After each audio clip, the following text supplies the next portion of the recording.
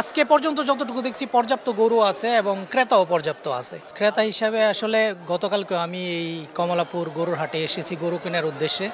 তো গতকালকে আমি গরু কিনতে পারিনি, কারণ দাম মার্কেট প্রাইসের চেয়ে অনেক বেশি বিক্রেতারা চেয়েছে, যেটা আমাদের সাধ্যের বাইরে ছিল। তো আলহামদুলিল্লাহ আমি আমার গরু কিনতে পেরেছি। তবে বিগত বেশ কয়েকদিন যাবৎ সোশ্যাল মিডিয়া বলেন বা বিভিন্ন সংবাদ মাধ্যম থেকে আমরা যা জেনেছি, ঢাকার গরু হাটে মার্কেট প্রাইস কিছুটা কম। তো সেই হিসাবে আমরা আশাবাদী ছিলাম যে এবার হয়তো বা একটু কম দামে গরু পাবো। কিন্তু গতকালকে এবং আজকের বিশেষ করে কমলাপুর গরুর হাট পরিদর্শন করার পর যেটা উপলব্ধি করলাম, আসলে এটা ততটা সত্যি না।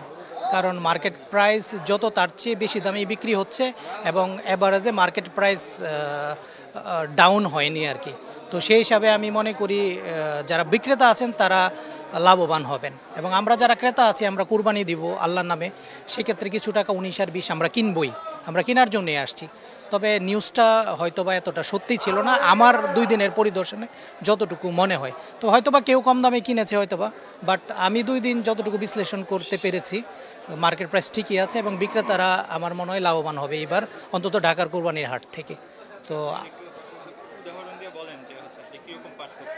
পার্থক্যটা হচ্ছে ধরেন যে গরুটা নর্মালি আমাদের কেনা উচিত 1,50,000 টাকা দিয়ে, সেই গরুটা ধরেন 1,60,70 দিয়ে কেনা হচ্ছে, এইরকম বিষয়টা আছে।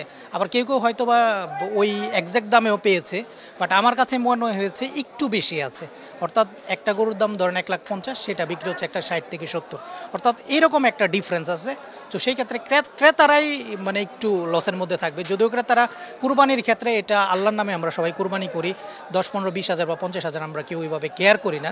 কিন্তু তারপরও যারা মিডল ক্লাস ফ্যামিলি, তাদের জন্য বিষয়টা একটু কষ্টসাধ্য হয়। তো সেই ক্ষেত্রে মার্কেটটা সাস্টেনেবল থাকলে সবচেয়ে বেশি ভালো হয়। আর এক্সাক্ট নিউজটা প্রকাশ করার জন্য আমি গণমাধ্যমকে অনুরোধ করব।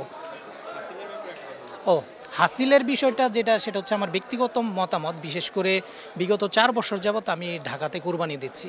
তো সেই হিসাবে 5% যে কোনো একটা গরুর 5% হাসিল হিসাবে দিতে হয়। তো আমরা সবাই কম বেশি আমরা এটা পেড করি, আর এটা পেড করা উচিত, যেহেতু এখানে একটা খরচের বিষয় আছে। তো আমার দৃষ্টিকোণ থেকে আমি মনে করি 5% একটু বেশি।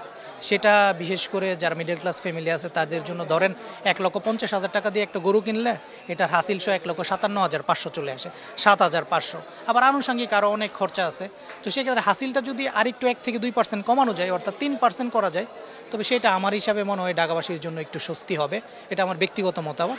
আজকে পর্যন্ত যতটুকু দেখছি পর্যাপ্ত গরু আছে এবং ক্রেতাও পর্যাপ্ত আছে। তবে দাম ওইভাবে ছাড়ছে না, অর্থাৎ বিলো এভারেজে কেউ গরু বিক্রি করছেন না, আমরাও পাচ্ছি না। অর্থাৎ সাস্টেনেবল দামে আমরা গরু কিনছি এবং পর্যাপ্ত গরু, অন্তত এই কমলাপুর গরুর হাটে পর্যাপ্ত গরু আছে। তো আমার মনে হয় সবাই গরু কিনতে পারবেন। কালকের পরিস্থিতি তো আর বলা যায় না, কালকে হয়তো বা উপলব্ধি করা। এটা অ্যাজ অফ নাও আজকের পরিস্থিতিটা আমি বললাম আর কি।